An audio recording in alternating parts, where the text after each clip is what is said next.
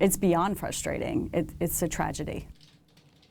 This former legislator says Georgia's justice system is failing and innocent people are paying the ultimate price. She wrote the law to get old evidence tested for DNA years after someone had been convicted in hopes of finding the truth. But investigative reporter Jody Fleischer with us live from the state capitol with why that law is still falling short.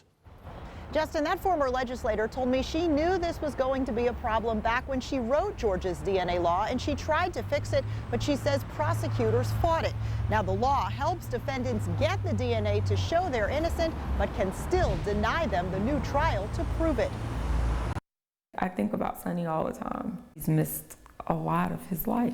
Keisha Pitts wasn't particularly close with Sonny Bharadia when he went to prison 15 years ago, but she is one of the most important people in his life today.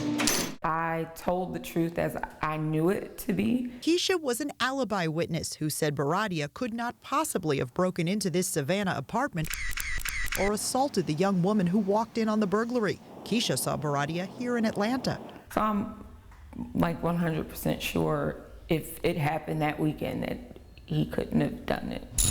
Bharadia had fixed her van that Saturday morning. I'm not Harry. He took her kids to see a Harry Potter movie at the Starlight Theater. Sunday morning, he was back to borrow her husband's tools, returning them by sundown. Driving to Savannah and back in between would have been impossible. There's an innocent man sitting in prison for a crime he didn't commit. No physical evidence tied Bharadia to the crime. The jury convicted him based on the victim's ID, even though she was blindfolded most of the time.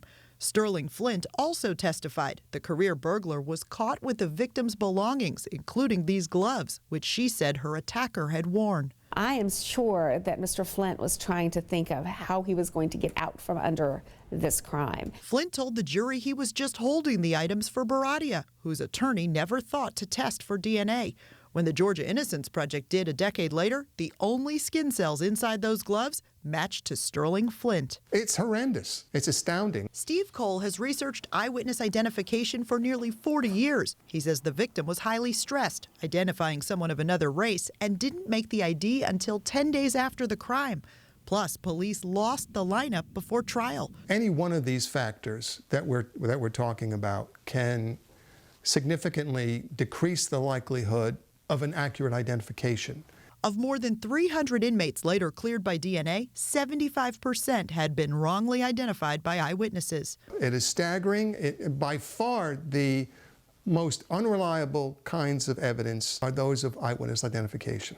But the courts keep denying Bharadia's requests for a new trial. It's a tragedy. Stephanie Stuckey-Benfield drafted Georgia's DNA statute and intended for defendants who get DNA that could clear them to also get a new trial. What's the point of doing testing if you can't get it back in front of the court? She says prosecutors and victims groups fought a mandate for new trial, so she passed what she could. It's a breakdown in the system, and I think it's something that should be corrected by the legislative body. Keisha hopes her friend's case will convince them to listen to the DNA. How come the same thing that can incriminate you can't clear you?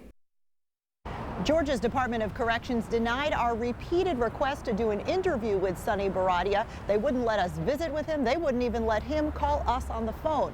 Now, he is serving life in prison without the possibility of parole. He has one last-ditch hearing coming up later this summer. Now, Jody, what about the other man, Flint? What's he doing now? Well, he's out on parole for a string of more recent burglaries, and he's living here in Atlanta. We were able to reach him by phone, and he told us he did not want to make any sort of comment about this case.